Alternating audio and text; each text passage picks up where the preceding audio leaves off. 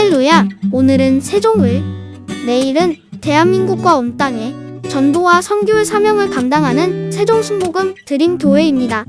하나님의 사랑과 은혜가 치유와 응답이 있는 성령 충만한 교회입니다. 구독과 중보기도로 드림가족이 되어보세요. 오늘도 주 안에서 참 좋은 날입니다. 오늘 저는 여러분과 함께 무엇으로 심든지 그대로 거둔다는 말씀으로 은혜를 나누고자 합니다. 콩 심은 데 콩 나고 팥 심은 데 팥 난다는 말은 우리나라 속담입니다. 원인 없이 우연한 결과란 결코 없습니다. 물론 심고 거두는 일이 인생사에 있어서는 자연 환경과 같이 꼭 부러지게 나타나는 것은 아닙니다. 또 자기 당대에 나타나지 않을 때도 많습니다. 그러나 먼 눈으로 볼 때, 역사의 교훈을 통해 볼 때 개인이나 국가나 심은 대로 거두는 것은 사실입니다. 일본이 만주사변을 일으켜 중국을 침략할 당시 세계 역사학자 대회가 있었습니다. 그곳에 저명한 영국의 역사학자인 토인비 박사가 참석해서 일본의 역사학자와 이야기를 나누게 되었습니다. 토인비 박사가 일본 역사학자에게 일본이 만주를 침략하고 대동아 전쟁을 일으킴으로써 무슨 이익을 얻을 수 있다고 생각합니까? 라고 물었습니다. 이 말에 일본 역사학자는 일본이 전쟁을 일으킨 것은 온 아시아 사람을 더 잘 살게 하기 위함입니다 라고 대답했습니다. 그러자 토인비 박사가 일본 역사학자의 눈을 뚫어지게 바라보며 이렇게 말했습니다. 일본의 침략 행위는 패망의 씨앗을 심은 것입니다. 그러므로 장차 일본은 역사의 심판을 받아 반드시 멸망하고 말 것입니다. 결국 일본은 토인비 박사의 말처럼 역사의 심판을 받아 패전국이 되었고 그들이 품었던 헛된 야망도 물거품이 되고 말았습니다. 개인이건 민족이건 국가건 그들이 무엇으로 심든지 그대로 거두는 것을 보여주는 것입니다. 그러나 반드시 악을 심고 재앙을 거두는 것만 아닙니다. 선을 심으면 축복으로 거두게 되는 것입니다. 어느 폭풍우가 심하게 몰아치던 날 한 노부부가 작은 호텔에 들어와 방을 찾았습니다. 그러나 호텔 방은 이미 만원이었습니다. 다른 호텔 방이 없기는 마찬가지였습니다. 노부부는 난감한 표정으로 길거리에서 잠을 청할 수도 없고 어찌할 바를 몰라 당황했습니다. 그때 그 호텔에서 근무하는 조지 볼트라는 종업원이 다가와서 이래가 날씨가 싸나운데 연세 드신 어른들을 마냥 스승이게 해서 죄송합니다. 괜찮으시다면 오늘 제 방에서 주무십시오 라고 말했습니다. 노부부는 한동안 망설였지만 종업원의 간곡한 권유로 그의 방에서 묵었습니다. 다음날 아침 그들은 계산을 하면서 종업원에게 이렇게 말했습니다. 당신을 위해 미국에서 제일 좋은 호텔을 지어주겠소. 종업원은 노부부가 농담을 한다고 생각하며 미소로 대답하고 공손히 절을 했습니다. 그런데 몇 년 후 그는 그 노부부로부터 뉴욕으로 오라는 초청장을 받았습니다. 종업원이 도착하자 노부부는 그를 길 모퉁이의 웅장한 새 건물 앞으로 데려갔습니다. 그리고 이렇게 말했습니다. 이것이 내가 당신에게 지어주기로 약속했던 바로 그 호텔이요. 이 노인은 월리엄 월도프 아스토리였고 그 건물은 그 유명한 월도프 아스토리아 호텔이었습니다. 친절을 심은 결과 일개 종업원이었던 조지 볼트가 하루아침에 세계적인 호텔의 지배인이 되었던 것입니다. 사람은 그 무엇으로 심든지 그대로 거둡니다. 저는 이 사실을 야곱의 삶을 통하여 오늘 여러분과 함께 살펴보고자 하는 것입니다. 야곱은 그의 삶 전체를 통해서 시작부터 잘못 심었습니다. 형에 대해서 잘못 심었습니다. 야곱은 이미 어머니 뱃속에서 장자가 될 것이라는 약속을 받았음에도 불구하고 하나님의 뜻을 기다리지 못하고 자기의 수단과 방법으로 이루려고 했습니다. 창세기 25장 23절에 하나님은 리브가에게 말씀하기를 두 국민이 내 태중에 있구나. 두 민족이 내 복중에서 나누이리라. 이 족속이 저 족속보다 강하겠고 큰 자는 어린 자를 섬기리라 하였더라. 여기에서 이미 어머니 태중에서부터 하나님은 예언하셨습니다. 다시 말하면 형 에서가 동생 야곱을 섬기리라고 한 것입니다. 그렇다면 하나님을 믿고 마음을 느긋하게 먹고서 기다려야 되는데 초급에서 하나님의 뜻을 자기의 힘으로 이루려고 수단과 방법을 총동원했습니다. 형의 곤고한 기회를 타고 팥죽 한 그릇으로 장자의 명분을 빼앗았습니다. 형이 사냥하고 오는데 허기증이 나서 배가 고파 있는데 야곱이 팥죽을 끓이고 있었습니다. 형이 와서 팥죽 한 그릇 다오. 야곱은 기회라고 생각하고 형이 장자 명분을 내게 팔면 팥죽 한 그릇 주겠다. 형이 말하기를 배고파 죽겠는데 장자 명분까지 끝해서 뭐하냐, 오냐, 장자 명분 내게 팔았다. 그러고 팥죽 한 그릇 얻어먹었습니다. 세상에 이런 망령된 일이 어디 있습니까? 장자의 명분이 얼마나 큰데 그 명분을 팔고 팥죽을 얻어먹었겠습니까? 창세기 25장 34절에 야곱이 떡과 팥죽을 에서에게 주며 에서가 먹으며 마시고 일어나갔으니 에서가 장자의 명분을 경홀히 여기며 했었습니다. 그래서 여기에서 형의 곤고한 기회를 타고 야곱은 형의 장자 명분을 빼앗는 야속하고 야비한 행동을 했습니다. 잘못 심었습니다.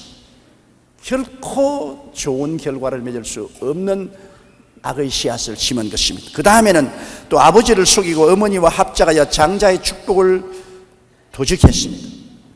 야곱이 장자가 아닌데 아버지 이삭이 나이 많아 눈이 어둡고 이제 세상 뜰날이 가까우니까 장자에게 반드시 복을 빌어주거든요. 복을 빌어주면 그 복이 많은 것입니다. 야곱은 장자가 아니니까 그 복을 직접 받을 자격이 없는데 이삭이 에서를 불러가지고서 야 너가 장자냐느냐, 내가 이제 세상을 뜨기 전에 너에게 복을 한껏 빌어줄 테니까 나가서 사냥하여 내가 좋아하는 짐승을 잡아와서 요리를 해서 오너라. 내가 맛있게 먹고 마시고 너에게 한껏 복을 주겠다. 이 이야기를 같이 있던 어머니 리브가가 들었습니다. 리브가는 에서보다도 야곱을 사랑했거든. 야곱을 불러서 야 너 아버지가 에서에게 복을 주겠다니 나는 에서가 복 받기를 원치 않는다. 내가 복 받기를 원한다. 당장 짐승의 우리에 가서 짐승을 잡아서 오너라. 내가 요리하마. 그래서 야곱이 짐승을 잡아오니 에서의 부인된 리브가야 남편의 입맛을 너무 잘하지 않아요. 인류 요리를 만들었어. 그래서 그 둘째 아들 야곱에게 음식을 들려서 아버지에게 대접하고 복을 받도록 한 것입니다. 아버지에게 들어갈 때 그 둘째 아들 목에다가 염소틀을 감고 손에도 염소틀을 발라서 마다달처럼 부슬부슬 털이 나게 한 것입니다. 야곱이 들어가서 아버지가 원하시는 대로 짐승을 잡아서 요리를 해왔습니다. 나는 아버지의 맏아들 에서연이 나를 축복해 주시옵소서. 그래서 아버지가 가만히 눈을 끔벅끔벅 하더니 눈이 어두워서 안 보이니까 귀하다. 목소리는 꼭 둘째 놈 야곱 목소리 같은데 네가 과연 내 맏아들이냐? 가까이 오너라 한번 보자. 가까이 와서 옷의 냄새를 맡으니까 어머니가 이미 형의 옷을 입혔으니까 형의 냄새가 나거든. 어디 만져보자. 목을 만져보고 손을 만져보니 양털이 있어 부슬부슬하거든. 목소리는 야곱의 목소리인데 냄새는 형은 에서의 냄새고 털도 부슬부슬 났으니 에서로구나. 그래서 아버지가 축복을 해주었습니다. 창세기 27장 28절로 29절에 하나님은 하늘의 이슬과 땅의 기름짐이며 풍성한 곡식과 포도주로 내게 주시기를 원하노라. 만민이 너를 섬기고 열국이 내게 굴복하리니 내가 형제들의 주가 되고 내 어미의 아들들이 내게 굴복하며 내게 저주하는 자는 저주를 받고 내게 축복하는 자는 복을 받기를 원하노라. 잘못 심었습니다. 사기쳤습니다. 어머니와 합쳐서 사기를 쳤다고요. 사람은 무엇으로 심든지 거두는데 장차 어떻게 거두려고 그는 현재 욕심을 따라 심었는지 모르겠습니다. 그러나 심은 대로 야곱은 거둘 수밖에 없었습니다. 그 이후에 형이 짐승을 잡아서 요리를 해서 오니까 아버지가 벌떡이 나서 벌벌 떨면서 그러면 너 먼저 온 에서는 누구냐? 그가 내 축복을 다 가져갔다. 형이 그 말을 듣고 분도 막심하여 동생 야곱을 죽이려고 했었습니다. 그래서 형의 분노를 산 동생은 형의 손길을 피해서 바단 마람 외삼촌 집으로 도망을 쳤습니다. 그것도 어머니가 외삼촌 집으로 가라고 권면을 해서 그는 주렐랑을 쳤습니다. 외삼촌 집에 가서 피신을 하고 있는 동안에 외삼촌의 두 딸이 있었는데 그 둘째 딸 라헬을 야곱이 연애했습니다. 라헬은 굉장히 이쁘고 참한 처녀였습니다. 야곱이 너무 좋아했었습니다. 그래서 외삼촌에게 가서 말했습니다. 외삼촌, 라헬을 내 아내로 주세요. 그러면 내가 7년 동안 공짜로 외삼촌을 위해서 일을 해드리겠습니다. 그런데 외삼촌 딸 라헬을 위하여 7년 노동을 했으나 첫날 밤을 지나고 보니 라헬이 아니고 좋아하지 않은 그 언니 레아였었습니다. 그래서 그때는 전등불도 없고 촛불도 없은지라 밤에 캄캄한데 신부가 들어오니 누군지 알 수가 있어야죠. 그래서 그 신부하고 첫날 밤을 지나고 보니까 라헬이 아니고 레아였습니다. 우리 어머니도 그 말 하셨어요. 너 아버지 내가 하룻밤 지나고 그 이튿날 얼굴을 처음 봤다 그래요.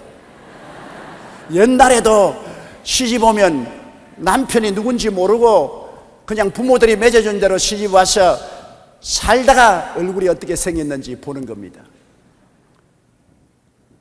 운이 좋으면 미남도 만나고 미녀도 만나고 그렇게 된 것이죠.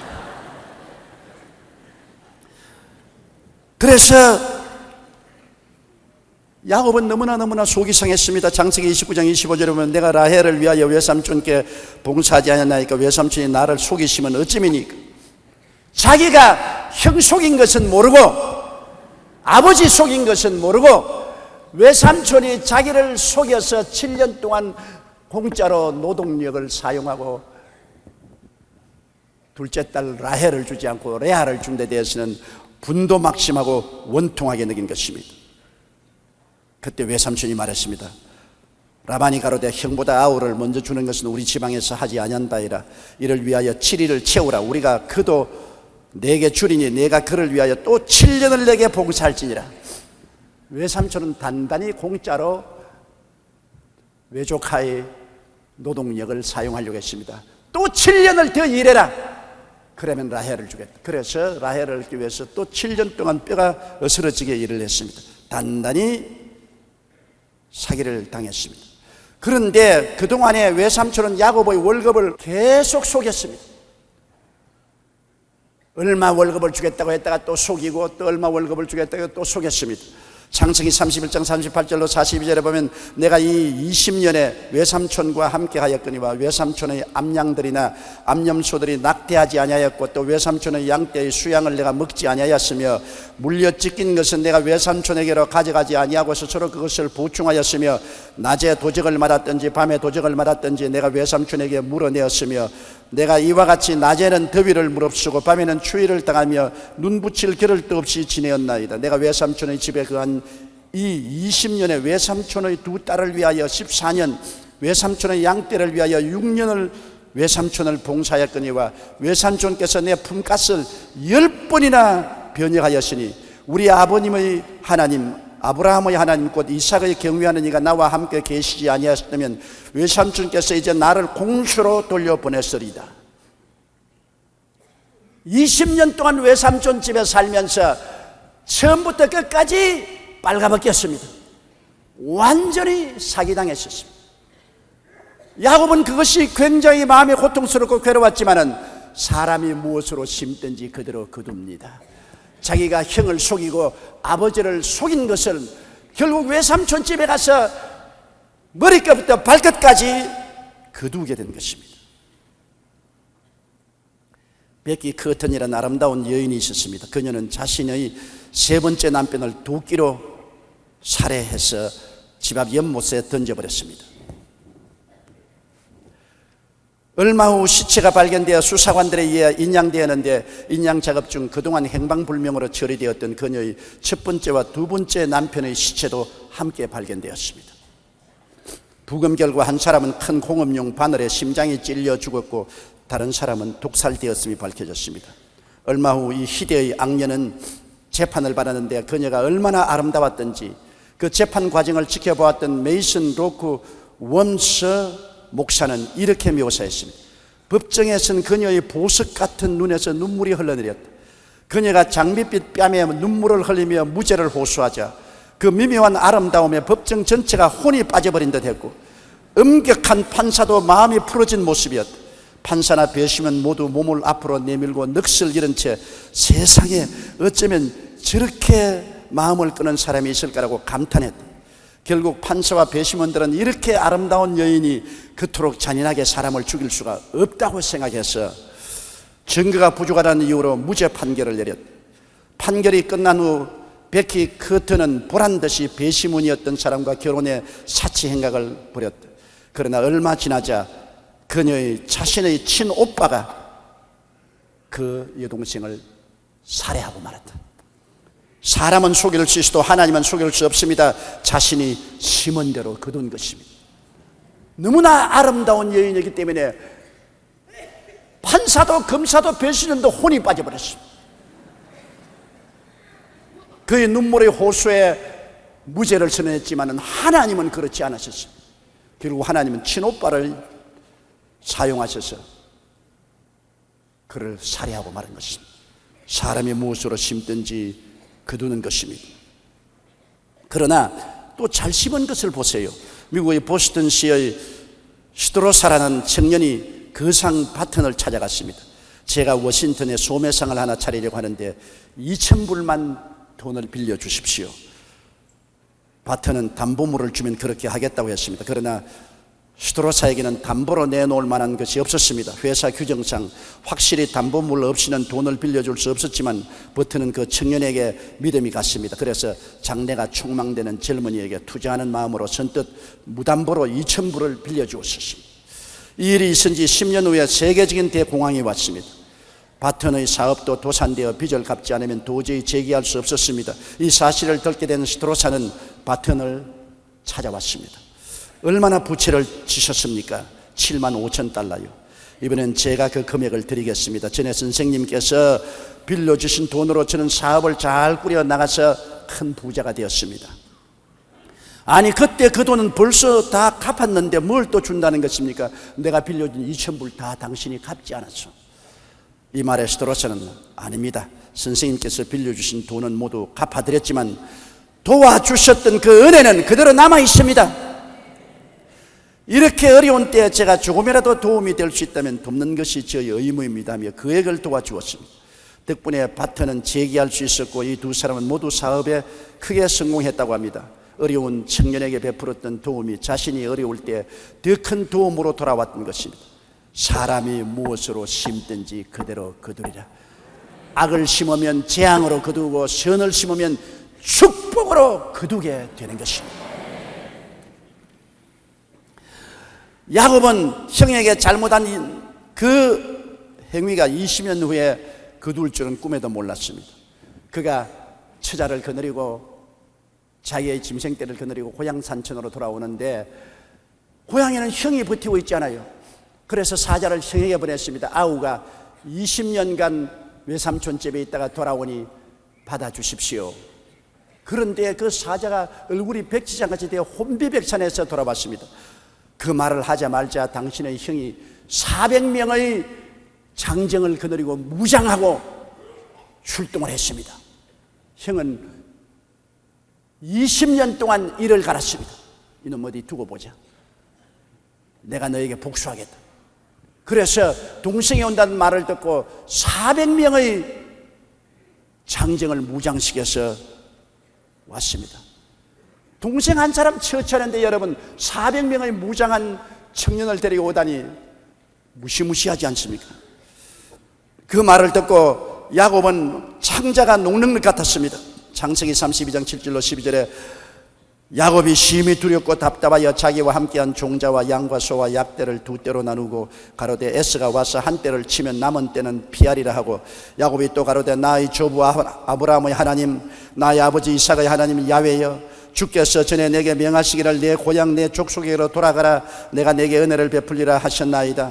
나는 주께서 주의 종에게 베푸신 모든 은총과 모든 진리를 조금이라도 감당 수 없사오나 내가 내 지팡이만 가지고 이 요단을 건넜더니 지금은 두 떼나 이루었나이다. 내가 주께 간구하오니 내 형의 손에서 에서의 손에서 나를 건져내시옵소서. 내가 그를 두려워하면 그가 와서 나와 내 처자들을 칠까 금내미니이다. 주께서 말씀하시기를 내가 정녕 내게 은혜를 베풀어 내 시로 바다에 셀 수 없는 모래같이 많게 하시려 하셨나이다. 그렇게 하나님께 기도하고 난 다음에 형의 마음을 어찌하든지 유하게 하려고 형에게 선물을 보냈었습니다. 창세기 32장 13절로 21절에 야곱이 거기서 격려하고 그 소유 중에 형 에서를 위하여 예물을 택하니 암염소가 200이요 수염소가 20이요 암양이 200이요 수양이 20이요 전나는 약대 30과 그 새끼 암소 40이요 황소가 10이요 암나귀가 20이요 그 새끼 나귀가 10이라 그것을 각각 때로 나누어 종들의 손에 맡기고 그 종들에게 이르되 나보다 앞서 건너가서 각 때로 상거가 뜨게 하고 그가 또 앞선 자에게 부탁하여 가로되 내 형 에서가 너를 만나 묻기를 내가 네 사람이며 어디로 가느냐 내 앞에 것은 네 것이냐 하거든 대답하기를 주의 종 야곱의 것이요 자기 주가 주 에서에게로 보내는 예물이오며 야곱도 우리 뒤에 있나이다 하라 하고 그 둘째와 셋째와 각 때를 따라가는 자에게 부탁하여 가로되 너희도 에서를 만나거든 곧 이같이 그에게 구하고 또 너희는 말하기를 주의 종 야곱이 우리 뒤에 있다 하라 하니 이는 야곱의 생각에 내가 내 앞에 보내는 예물로 형의 감정을 푼 후에 대면하면 형이 혹시 나를 받으리라 함이었더라. 그 예물은 그의 앞서 행하고 그는 무리 가운데 격려했습니다. 그러나 예물을 보내고 난 다음에도 마음의 불안해서 견딜 수가 없습니다. 형이 예물은 예물대로 받고 단칼에 자기의 가족을 칠지 누가 합니까? 불안하고 초조해서 견딜 수가 없습니다. 그래서 최후의 결정하기를 에라 빈손 들고 왔으니 빈손 들고 인생을 또 출발해야지. 다 빼앗기면 그 다음 처자를 내 앞서 세워놓자. 정말 나를 죽일 생각이 있으면 내 처자를 칠 것이 아닌가. 처자를 치면 나는 도망을 치겠다. 그래서 처자를 형의 분노의 표정물로 보내었습니다. 창세기 32장 22절에 밤에 일어나 두 아내와 두 여종과 11 아들을 인도하여 야복 나루트를 건너게 했습니다. 강을 건너서 처자는 강 저쪽 편에다 보내놓고 자기는 이쪽 편에 앉아 꿇어 앉아가지고 기다립니다. 형이 와서 처자를 치면 그때는 나는 36개를 놓는다까지 끝. 장가는 또 가면 되는 것이고 자식은 또 낳으면 되는 것이니까 내 목숨 살펴볼 것이지 처자가 이 위기에 무슨 중요한 것이냐. 정말로 야곱이었었습니다. 그러나 거기에서 하나님은 내 길이냐 내 길이냐 택하라고 압력을 가했습니다. 밤이 왔는데 밤에 갑자기 장정한 사람이 달라들어서 야곱의 허리춤을 잡고 씨름을 했습니다. 재미있으라고 씨름한 거 아닙니다. 붙잡고 야 이놈아 너 처자에게로 들어가라. 죽어도 같이 죽고 살아도 같이 죽고 살아라. 내가 잘못한 것 내가 책임져라. 20년 전에 내가 형에게 사기친 것 이제 거두어야 되는데 왜 회피하려고 하느냐. 책임져라. 건너가라.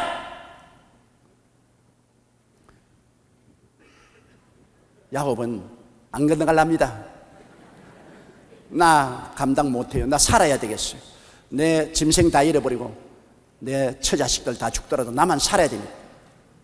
야곱은 책임 회피. 그러나 하나님은 책임 걸머져라. 너가 목을 내어놓고 잘못이면 거두어라. 그래서 그 사람하고 날이 새도록 씨름을 하는데 나중에 그분이 야곱의 환두불을 치니까 다리가 우적적하고 절름발이가 됐습니다. 그러니 이제 결단 났습니다. 줄눈발이가 돼서 어떻게 달아납니까? 그래서 그 사람을 잡았습니다. 자꾸 나를 축복해 주십시오. 그렇지 않으면 당신을 놓지 않겠나이다. 야곱은 그분이 보통 분이 아닌 줄 알았습니다. 사실 맞았어요. 그분이 바로 하나님의 사자 요사의 육으로 나타난 예수 그리스도가 영적인 모습으로 나타났을 때인 것입니다. 그러자 그분이 물었습니다. 내 이름이 뭐냐? 야곱입니다. 야곱이란 이름은 쉽게 말하면 교활한 사람, 사기꾼이라는 것입니다. 너는 교활하고 사기쳤지. 그러나 너가 이제 내게 항복하고 깨어졌으니 내 이름을 야곱이 아니고 이스라엘이라 하리라. 이스라엘에만 항복한 사람, 하나님과 씨름해서 이긴 사람. 하나님과 씨름해서 지면 이기게 되는 것입니다. 왜? 하나님이 돌봐 주시기 때문에. 그러므로 너는 이제는 야곱이 아니라 이스라엘이다. 그는 완전히 깨어져서 옛날 야곱의 교활하고 사기친 인생, 무책임한 인생을 다 청산하고 하나님께 항복하고 이스라엘이 되어서 하나님과 더불어서 일어나 야복강을 아침에 건너갑니다.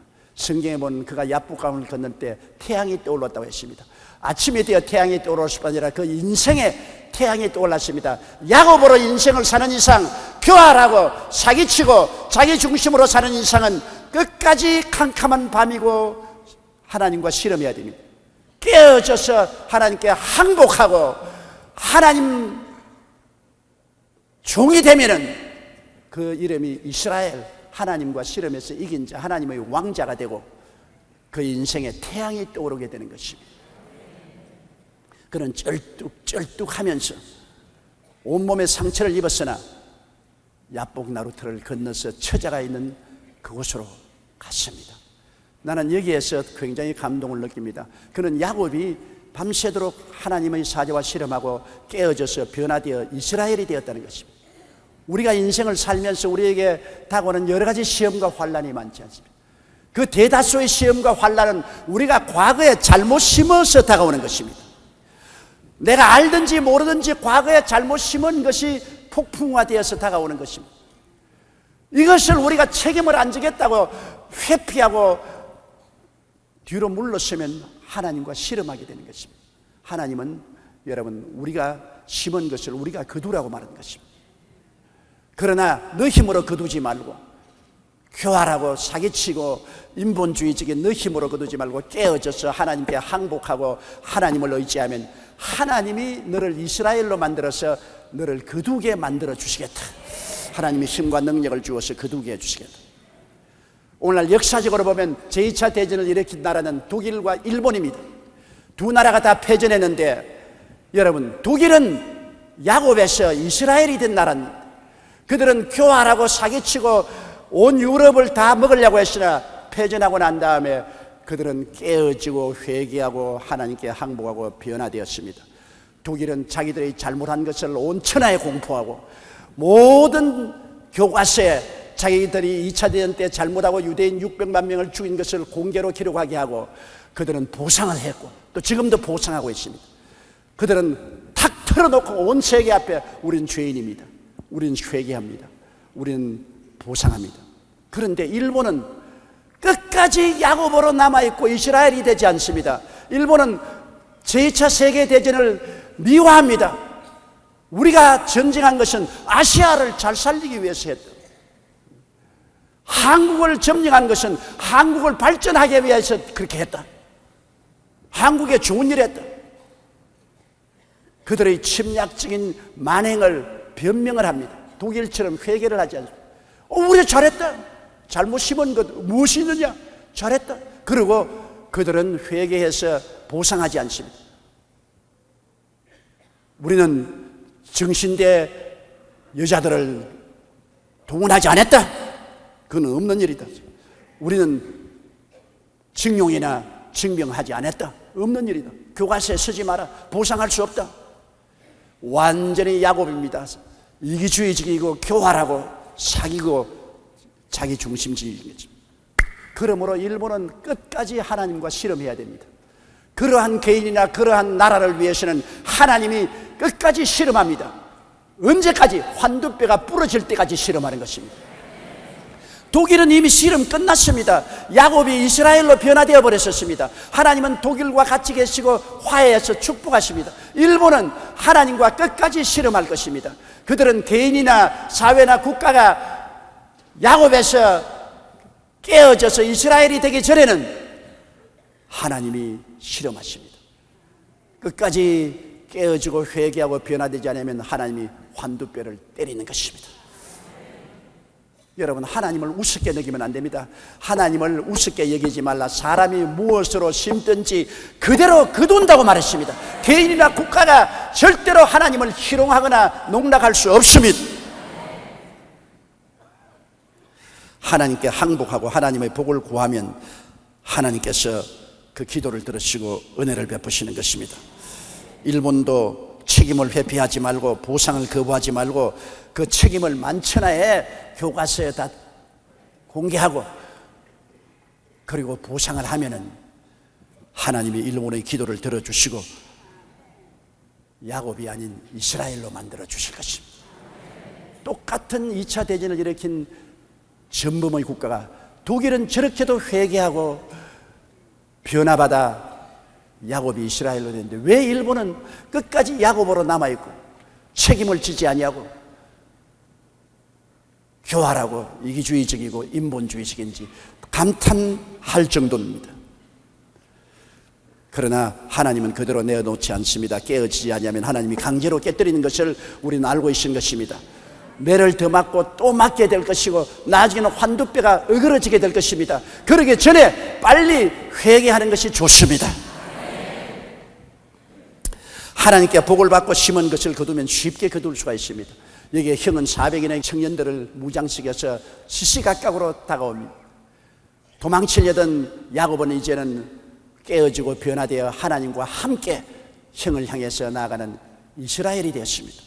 창세기 33장 1절로 4절에 보십시오. 야곱이 눈을 들어보니 에서가 400인을 거느리고 오는지라 그 자식들을 나누어 레아와 라헬과 두 여종에게 맡기고 여종과 그 자식들은 앞에 두고 레아와 그 자식들은 다음에 두고 라헬과 요셉은 뒤에 두고 자기는 그들 앞에서 나아가되 몸을 7번 땅에 굽히며 그 형 에서에게 가까이 하니 에서가 달려와서 그를 맞아서 안고 목을 어긋맞히고 그와 입맞추고 피차 우니라. 20년 동안 원한이 눈 녹듯이 녹아버리고 마는 것입니다. 죽이려고 온 형이 오히려 뛰어와서 동생의 몸을 안고 목을 어긋맞추고 통곡을 하고 울었습니다. 이러한 감격과 이 놀라운 역사는 하나님의 기적이 아니고는 이루어지지 않습니다. 우리 한국과 북한이 통일되는 것도 이와 같이 하나님의 역사가 일어나면 서로 얼싸안고 눈물을 흘리고 용서하고 하나가 될 수 있습니다. 힘으로도 되지 않고 능으로도 되지 않고 나의 신으로 말미암느니라고 말한 것입니다. 야곱으로 남아있어서는 언제나 하나님과 씨름하고 하나님이 도와주지 않습니다. 깨어져서 이스라엘이 되면 그리고 하나님께 온전히 맡겨버리면 하나님이 일해주시고 하나님이 짐을 짊어주시고 하나님이 싸워주시는 것입니다. 그리고 그 결과는 좋은 열매를 거두게 되는 것입니다. 깨어지고 회개하고 항복한 씨앗은 좋은 결과를 거두게 됩니다. 독일의 나치스가 유대인을 닥치는 대로 학살할 때였습니다. 한 조종사가 비행장에서 비행기를 고치고 있는데 웬 청년이 황급히 비행기 안으로 뛰어들어왔습니다. 그러면서 하는 말이 당신이 살려주지 않으면 나는 죽습니다. 부탁이니 어서 비행기를 띄워서 나를 독일 국경 밖으로 데려다 주십시오. 애원했습니다. 청년은 유대인으로 비밀 경찰에게 쫓기고 있었던 것입니다. 조종사는 청년이 불쌍하다는 생각이 들어 얼른 비행기를 띄워 그를 국경 밖으로 데려다 주었습니다. 그로부터 얼마 후 2차 대전이 터졌습니다. 이 조종사는 영국으로 건너가 연합군으로 전쟁에 참여했습니다. 그런데 그가 탄 비행기가 추락하는 바람에 중상을 입고 의식을 잃어버리고 말았습니다. 군에서는 부랴부랴 외과의를 수소문해서 이 조종사를 수술했습니다. 2주일 후 의식이 깨어난 조종사는 감사의 뜻을 전하기 위해 자신을 수술했던 의사를 찾아갔습니다. 그런데 놀랍게도 그 의사는 바로 자신이 살려주었던 유대인 청년이었습니다. 한 청년을 불쌍히 여겨 살려주었던 것이 후일 자신의 생명을 구하는 계기가 된 것입니다. 우리가 무엇으로 심든지 그대로 거둡니다. 그것이 하나님께서 정해놓으신 법칙인 것입니다. 야곱이 깨어지고 회개하고 하나님께 항복하고 과거에 심은 것을 책임지고 거두려고 나갈 때 하나님은 같이 했습니다. 야곱은 이제 깨어져서 지렁이가 되어서 살든지 죽든지 흥하든지 망하든지 성하든지 쇠하든지 주님께 내맡겠습니다. 형이 죽이면 죽겠습니다. 내가 잘못한 것 내가 하나님 앞에서 책임지고 거두겠습니다. 피하지 않겠습니다. 그러고 나갈 때 하나님이 야곱이 아닌 이스라엘과 동행했던 것입니다. 이사야 41장 14절로 16절에 지렁이 같은 너 야곱아, 너 이스라엘 사람들아 두려워 말라. 나 야훼가 말하노니 내가 너를 도울 것이라. 내 구속자는 이스라엘의 거룩한 자니라. 보라, 내가 너로 이가 날카로운 새 타작기계를 삼으리니 내가 산들을 쳐서 부스러기를 만들 것이며 작은 산들로 기각게 할 것이라. 내가 그들을 까부른 적 바람이 그것을 날리겠고 회리바람이 그것을 흩어버릴 것이로되 너는 야훼로 인하여 즐거워하겠고 이스라엘의 거룩한 자로 인하여 자랑하리라. 야곱이 깨어져서 이스라엘이 되어버리면 하나님이 같이 했었어요. 그들의 기도와 간구가 이가 날카로운 타작 기계처럼 만들어서 태산도 바삭 작은 산도 바삭 다 바람에 날려가고 하나님의 영광을 얻게 되고 하나님 안에서 기뻐하고 즐거워하게 되겠다고 말씀한 것입니다. 사랑하는 성도 여러분, 여러분 무엇으로 심든지 그대로 거둡니다. 자기가 심은 것을 자기가 모르겠다고 회피할 수 없습니다. 그러므로 여러분께서는 항상 선을 심고 복을 거두십시오. 악을 심고 재앙을 거두지 마십시오.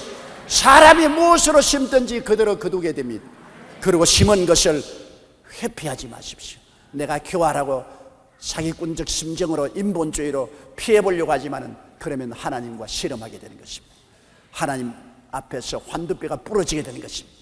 내가 스스로 심은 것을 하나님 앞에 항복하고 회개하고 두 손 들고 나와서 의지하면 하나님이 함께하여서 여러분의 심은 것을 다 쉽고 편안하게 거두게 해주시옵시고 하나님의 은총과 사랑으로 채워주시는 것입니다. 우리 다 같이 고개 숙여 기도드리겠습니다. 전능하시고 거룩하신 아버지 하나님, 성경에는 하나님을 만으로 여기지 말라고 했습니다. 하나님을 우습게 생각하지 말라. 사람이 무엇으로 심든지 그대로 거둔다고 말했습니다. 선을 심어서 복을 얻는 사람이 있고 악을 심어서 재난을 거두는 사람이 있습니다. 바람을 심고 폭풍우를 거두는 사람들이 있습니다. 하나님 아버지여, 그러므로 우리들은 사랑으로 심고 의로 심고 은혜로 심는 우리들이 되게 도와주시옵소서. 아버지 하나님이시여, 우리의 심은 것을 책임 회피하지 말게 도와주시옵소서. 심은 것을 하나님 앞에 깨어져서 겸손하게 거두는 이스라엘이 되게 도와주시옵시고 야곱같이 교활하고 사기치고 인본주의자가 되지 말게 도와주시옵소서. 아버지여, 기도합니다. 우리 동양에서 일본이 회개할 수 있도록 도와주시옵소서.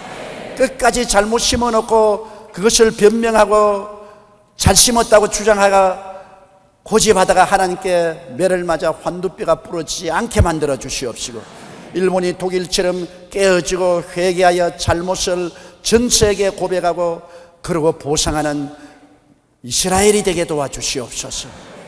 예수님 이름으로 기도드리옵나이다. 아멘.